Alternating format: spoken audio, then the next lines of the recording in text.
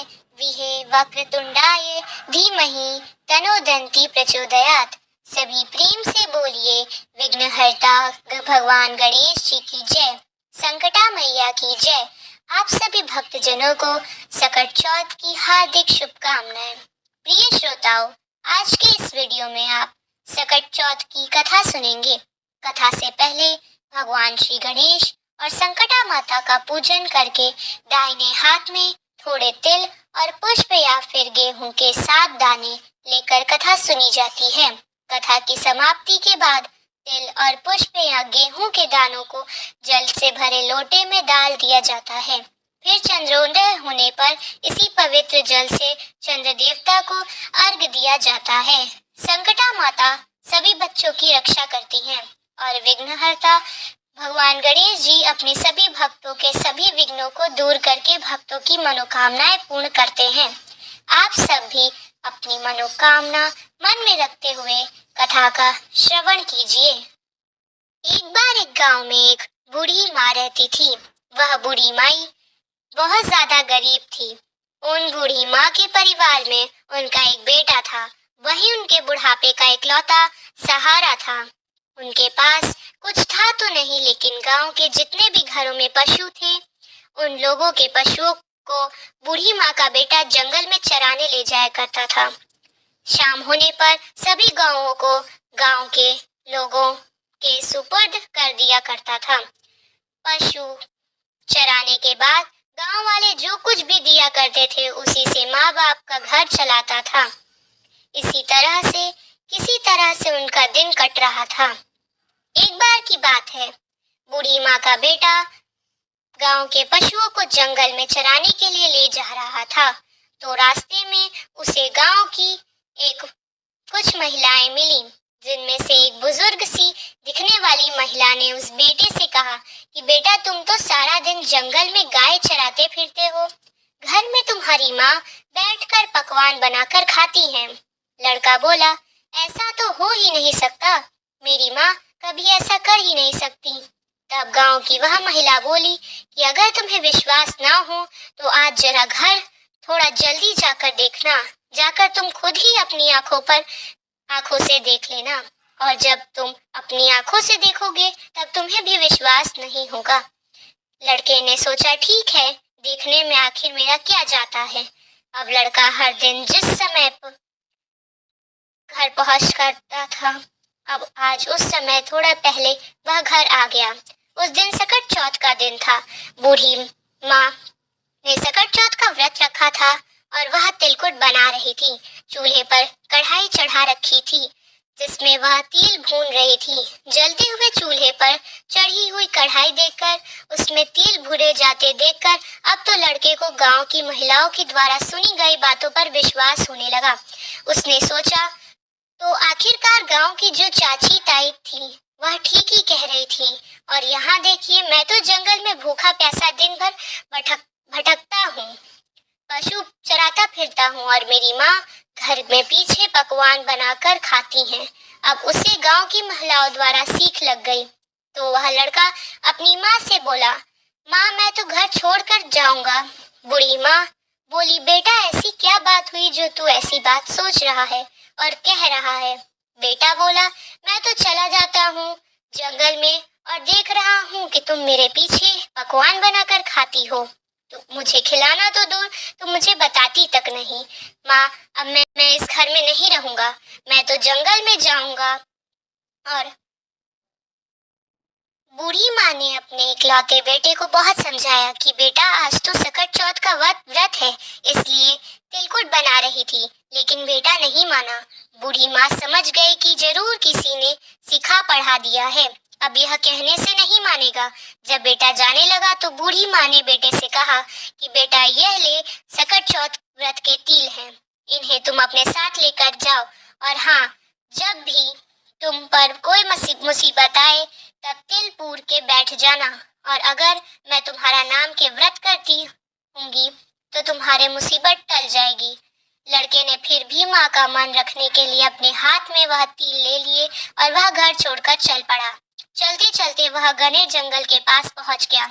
जब जंगल के अंदर गया तो देखा सामने एक बहुत बड़ा खूंखार शेर खड़ा था। शेर ने रास्ता रोक लिया। लड़के ने सोचा, आज तो मेरा बचना बिल्कुल मुश्किल है, अब तो मुझे मरना ही है। अब वह डर के मारे कांपने लगा, थर-थर कांप रहा था। और जब कोई व्यक्ति किसी मुसीबत में होता है तो डर के मारे सबसे पहले उस व्यक्ति को अपनी माँ की ही याद आती है। उस लड़के को भी अपनी माँ की ही याद आई।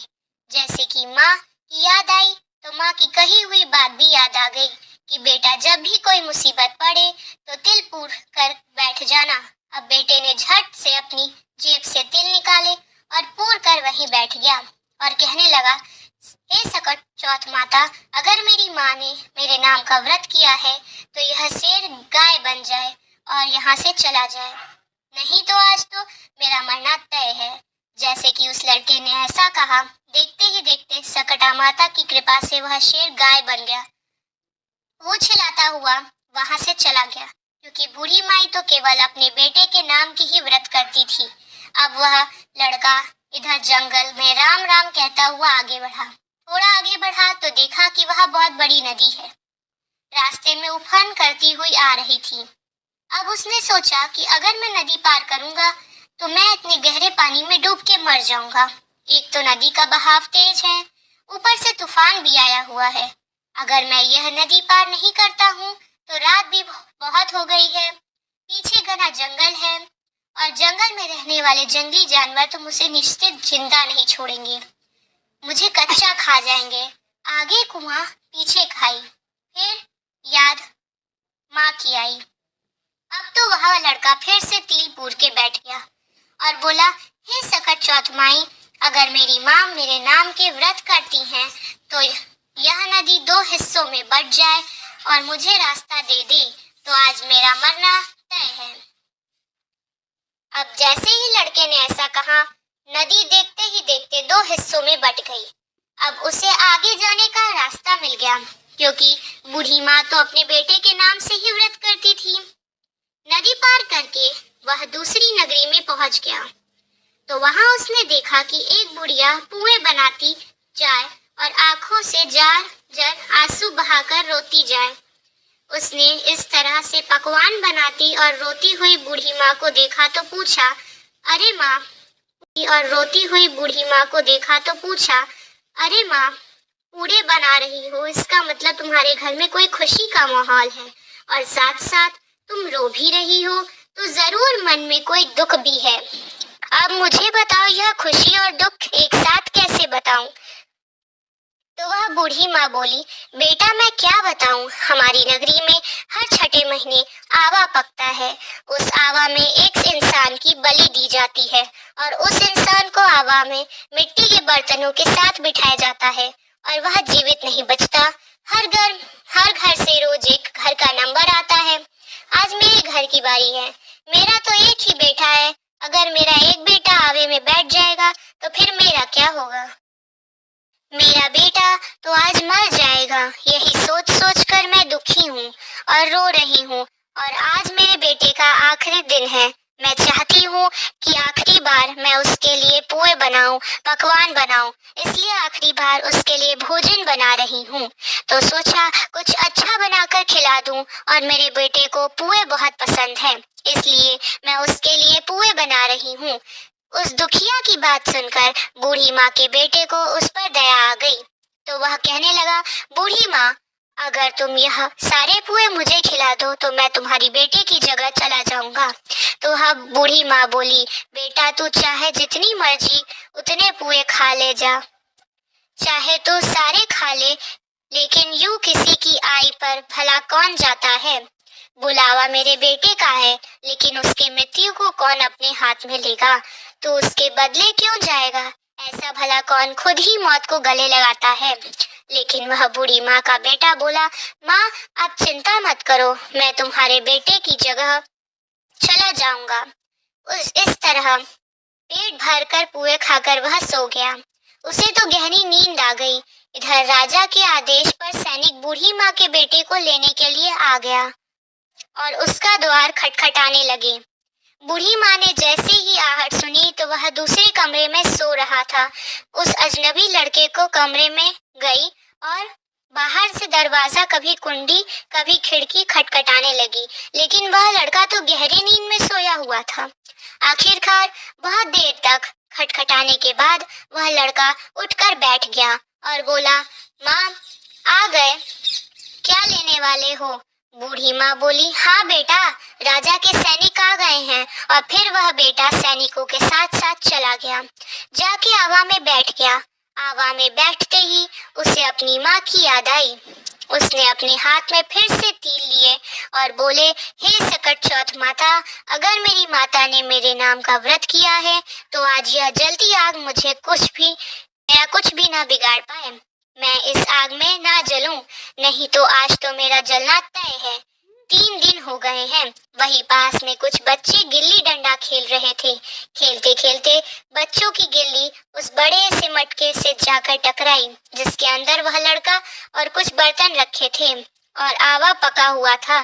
जैसे ही टर्न से आवाज आई उस मटके से, तो आसपास के सभी लोग हैरान हो गए कि पहले तो यह आवा 6 महीने में पकता है, आज 3 दिन में ही कैसे पक गया। यह बात जानते ही सारी नगरी इकट्ठा हो गई। राजा को पता चला तो राजा को भी बुलवा लिया गया। अब तो उस आवा के चारों ओर बड़ी भारी भीड़ इकट्ठी हो गई। अब राजा ने सैनिकों से कहा कि मटका उतारो। जैसे ही सैनिक मटका उतारने लगे, अंदर से आवाज आई, भाई धीरे धीरे उतारो, भाई धीरे धीरे उतारो। यह बात सुनते ही सैनिक तो डर गया कि आज तक तो इसमें से कभी कोई भी आवाज नहीं आई, लगता है अंदर कोई भूत है। अब तो राजा भी तलवार निकालकर खड़े हो गए और बोले, सच सच बता, मटके के अंदर तू कौन है? तब मटके से बूढ़ी माँ का बेटा निकला और बोला, महाराज मैं कोई भूत नहीं हूँ, ना मैं कोई पिशाच हूँ, बल्कि मैं तो एक बूढ़ी का बेटा हूँ। और मेरी माई मेरे नाम के सकट चौथ के व्रत किए हैं। मैं तो बस गांव की चाची ताई के सिखावे में आ गया और घर छोड़कर निकल आया। मेरी माँ ने चलते समय मुझे यह कुछ तिल दिए थे और कहा था कि बेटा, अगर तुझे कोई भी मुसीबत आए तो वह टल जाएगी।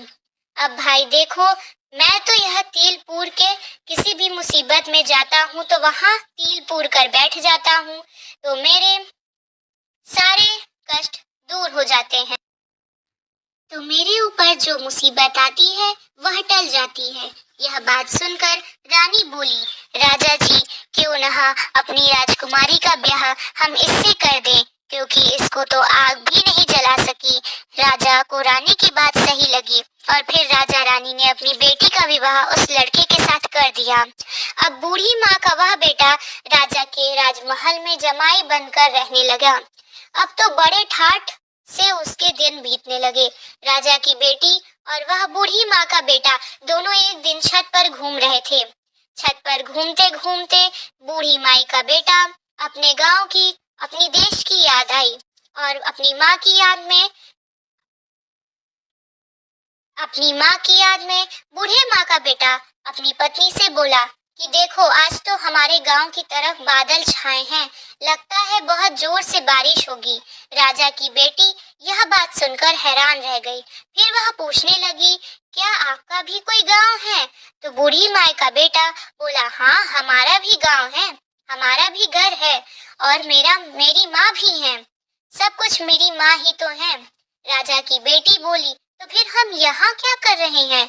हम भी अपने घर चलेंगे, बूढ़ी माँ के पास। बूढ़ी माँ का बेटा बोला कि तुम अपने पिताजी से पूछ लो, अगर वो कहेंगे तो तुम्हें अपने घर लिवा कर ले जाएंगे।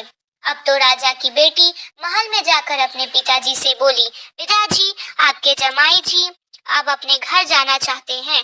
राजा ने कहा, यह तो बहुत अच्छी बात है, दूर जमाई लाख जमाई, घर जमाई खाक जमाई। ठीक है, तुम दोनों अपने घर को जाओ, कमाओ खाओ और अच्छे से अपनी घर गृहस्थी बसाओ। हम तो भाई इसी में राजी हैं, इसी में खुश हैं। अब तो राजा ने विदाई से पहले खूब ढेर सारे हीरे मोती, जवाहरात, हाथी, धन, घोड़े आदि देकर अपनी बेटी को विदा किया। अब वे दोनों खुशी खुशी, बूढ़ी माँ का बेटा गांव के पास आ गया। तो उसने एक सैनिक को अपने घर में भेजा कि जाओ और जाकर मेरी माँ को बता दो कि इनका बेटा बहू आ रहे हैं। अब सैनिक गया तो देखा कि बूढ़ी माँ तो रो रो कर अंधी हो गई है।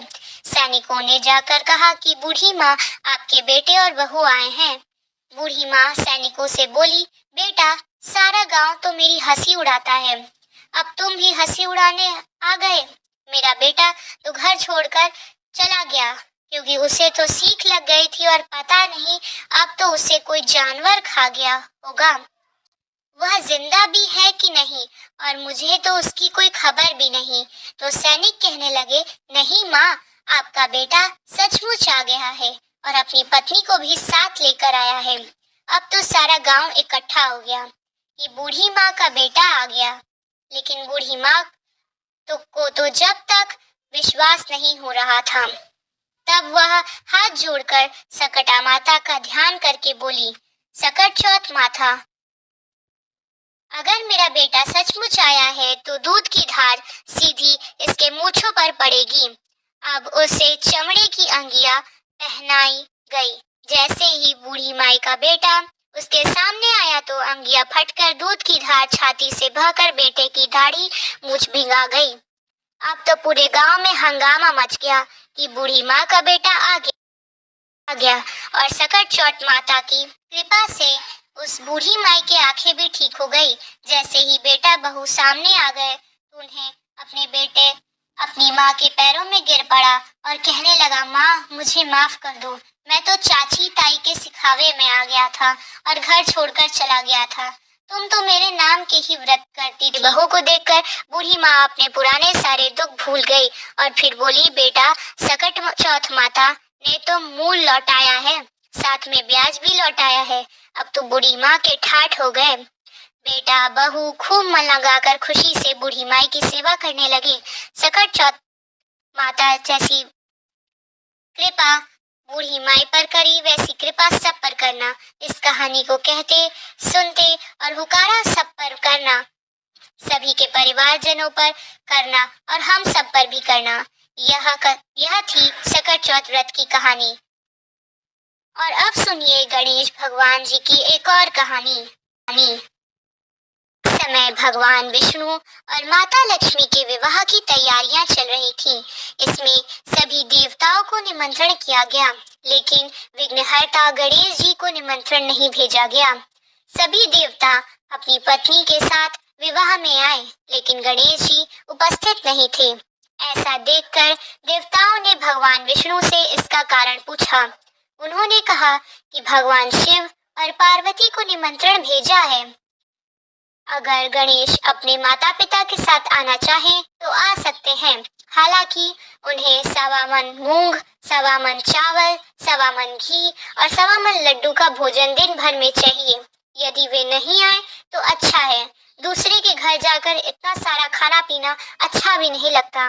इस दौरान किसी देवता ने कहा कि गणेश जी अगर आए तो घर की देख रेख की जिम्मेदारी दी जा सकती है। उनसे कहा जा सकता है कि आप चूहे पर धीरे धीरे जाएंगे तो बारात आगे चली जाएगी और आप पीछे ही रह जाएंगे। ऐसे में आप घर की देख रेख ही करें। योजना के अनुसार विष्णु जी के निमंत्रण पर गणेश जी वहां उपस्थित हो गए। उनको घर की देख रेख की जिम्मेदारी दे दी गई। बारात घर से निकल गई और गणेश जी दरवाजे पर ही बैठे थे। यह देखकर नारद जी ने इसका कारण पूछा तो उन्होंने कहा कि विष्णु भगवान ने उनका अपमान किया है। तब नारद जी ने गणेश जी को एक सुझाव दिया। गणपति ने सुझाव के तहत अपने चूहों की सेना बारात के आगे भेज दी, जिसने पूरे रास्ते खोद दिए। इसके फलस्वरूप देवताओं के रथों के पहिए रास्ते में ही फंस गए। बारात आगे नहीं जा पा रही थी। किसी के समझ में ही कुछ नहीं आ रहा था कि क्या किया जाए। तब नारद जी ने गणेश जी को बुलाने का उपाय दिया ताकि देवताओं के विघ्न दूर हो जाएं। भगवान शिव के आदेश पर नंदी गजानन को लेके आए। देवताओं ने गणेश जी का पूजन किया, तब जाकर रथ के पहिए गड्ढों से निकल तो गए, लेकिन कई पहिए टूट गए। उस समय पास में ही एक लोहार काम कर रहा था। उसे बुलाया गया। उसने अपना काम शुरू करने से पहले गणेश जी का मन ही मन स्मरण किया और देखते ही देखते सभी रथों के पहिए तो ठीक कर दिए। उसने देवताओं से कहा कि लगता है आप सभी ने शुभ कार्य प्रारंभ करने से पहले विघ्नहर्ता गणेश जी की पूजा नहीं की है, तभी ऐसा संकट आया है। आप सब गणेश जी का ध्यान कर आगे जाएं, आपके सारे काम हो जाएंगे। देवताओं ने गणेश जी की जय जयकार कर आगे बढ़ा अपने गंतव्य तक सकुशल पहुंच आई। भगवान विष्णु और माता लक्ष्मी का विवाह संपन्न हो गया। ओम श्री गणेशाय नमः। श्रोताओं, अगर आपको यह वीडियो पसंद आई होगी तो वीडियो को लाइक और चैनल को सब्सक्राइब कीजिएगा।